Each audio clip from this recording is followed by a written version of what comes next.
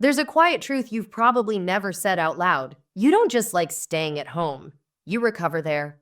While others feel energized by movement, noise, and constant social motion, you feel yourself slowly exhale the moment the door closes behind you. Your body softens, your thoughts settle, your nervous system finally stops scanning. People misunderstand this. They call it laziness, they call it antisocial, they call it avoidance. But what if staying home isn't about hiding from life? What if it's about regulating yourself in a world that overstimulates you at every turn? Tonight, we're unpacking the hidden psychology of people who love staying at home.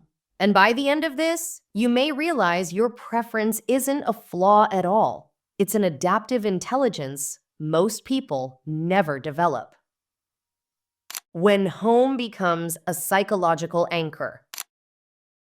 For some people, home is just a place to sleep. For others, it's a psychological anchor. If you love staying home, it's rarely because you lack curiosity or ambition. In fact, many people who prefer home are deeply curious, just inwardly. Their richest experiences happen internally, thinking, creating, reflecting, noticing. Home represents control, not dominance, predictability.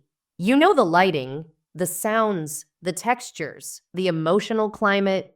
Your brain doesn't have to defend itself there.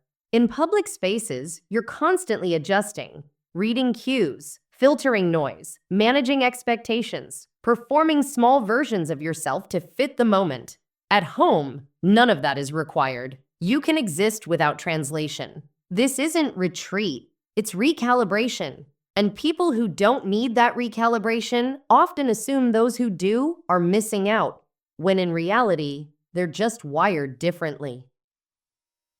The nervous system that prefers staying in. To understand this preference, you have to start with the nervous system. Some people are stimulation seeking. Their brains thrive on novelty, speed, and external reward. Others are stimulation sensitive. Their brains process input deeply and saturate quickly. If you love staying home, there's a strong chance your nervous system operates closer to the second category. Noise doesn't just register, it lingers. Crowds don't just exist, they press in. Social interaction isn't neutral, it requires energy. Your brain isn't defective, it's detailed. Neuroscience shows that people with deeper sensory and emotional processing need more downtime to return to baseline. Home provides that baseline. It's not isolation, it's maintenance. This is why staying home feels like relief, not boredom. Your system isn't shutting down, it's finally powering back up. 7. Psychological patterns common in people who love staying at home. Pattern number 1. You are highly internally stimulated. You don't rely on constant external input to feel engaged. Your thoughts, ideas, and inner world already provide stimulation. Too much external noise feels redundant, even invasive. Pattern number 2. You are selective with energy, not afraid of people. You don't dislike others. You dislike depletion. You know that social interaction costs you something, so you choose it intentionally instead of compulsively. Pattern number 3, you recover through stillness, not distraction. Many people relax by adding stimulation, scrolling, partying, constant chatter. You recover by removing stimulation. Silence doesn't scare you, it stabilizes you. Pattern number 4, you are sensitive to emotional atmospheres. You feel shifts in mood, tension, and unspoken dynamics. Staying home reduces emotional labor. You don't have to process other people's states on top of your own. Pattern number 5, you prefer depth over variety. You'd rather spend hours on one meaningful activity than skim dozens of shallow experiences. Home allows immersion instead of fragmentation. Pattern number 6, you self-regulate through environment. Your surroundings directly affect your mental state. At home, you've curated lighting, sound, temperature, and rhythm in ways that help your mind settle. Pattern number 7, You resist performative living. You don't feel the need to constantly display enjoyment, productivity, or sociability. Home frees you from the pressure to be on. These patterns don't point to dysfunction. They point to self-knowledge. The cultural lie that labels you as avoidant. Modern culture worships visibility, movement, busyness, external engagement. If you're not constantly out, networking, socializing, documenting your life, you're subtly framed as missing something. But this framing ignores a critical psychological truth. Not everyone is nourished by the same environments. Some people expand outward to feel alive. Others expand inward. When society labels home-loving individuals as avoidant, it confuses preference with fear. Avoidance is driven by anxiety and distress. Intentional staying home is driven by clarity. You're not avoiding life. You're choosing the conditions under which you can actually feel it. And that distinction matters. Everyday situations that reveal the pattern. Think about how you feel after a long social event. Others might feel energized, chatty, alive. You feel drained, not because it was bad, but because it required sustained output. Or consider how you spend a free day. While others rush to fill it, you feel relief in having nowhere to be. That open space isn't emptiness, it's oxygen.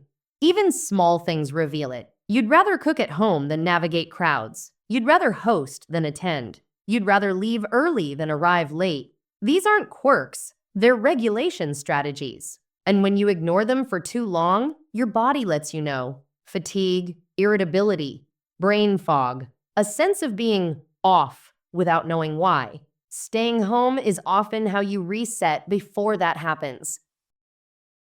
The intelligence behind staying in. Here's the part most people miss. Many people who love staying home are not disengaged from life. They're deeply engaged with understanding it. High cognitive engagement often pairs with reduced tolerance for unnecessary stimulation. When your mind is already active, adding more noise doesn't feel enriching. It feels disruptive. This aligns with high IQ habits, reducing decision fatigue, minimizing trivial demands, preserving mental bandwidth for thinking, creativity, or long-term planning. Staying home simplifies the external world so the internal one can function optimally. This is not withdrawal, it's strategic containment. When staying home is about safety, not preference. There is an important nuance that deserves honesty. For some people, loving home is shaped by trauma responses. If you grew up in unpredictable or emotionally unsafe environments, your nervous system learned that safety is rare and control equals survival. Home becomes the first place where your body feels unthreatened. No sudden criticism, no emotional ambush, no need to anticipate reactions. This doesn't mean your preference is unhealthy. It means it was protective. The key difference is agency. Do you stay home because it restores you, or because the outside world feels unbearable? If it's the first, that's self-awareness. If it's the second, that's information, not shame. Awareness allows choice, and choice restores freedom. Reclaiming staying home as a conscious choice. The goal is not to force yourself out more. The goal is to understand why you come back in. When staying home is conscious, it becomes grounding. When it's unconscious, it can quietly shrink your world. Ask yourself gently, do I feel energized after time at home? Do I still engage meaningfully with life when I choose to? Do I use home as a base or a bunker? There's no right answer, only clarity. When you understand your psychology, you stop apologizing for your preferences and start designing your life around them intelligently. You're not avoiding the world, you're regulating yourself. People who love staying at home are often portrayed as hiding, but more often, they are listening to their nervous system, listening to their limits, Listening to the quiet intelligence that knows overstimulation isn't strength. Home is not an escape from life. For some, it's the place where life finally becomes coherent. And the real question isn't why you prefer staying in. It's this. Now that you understand the psychology behind it, how will you design a life that respects the way you're actually wired, instead of forcing yourself to live like someone you were never meant to be?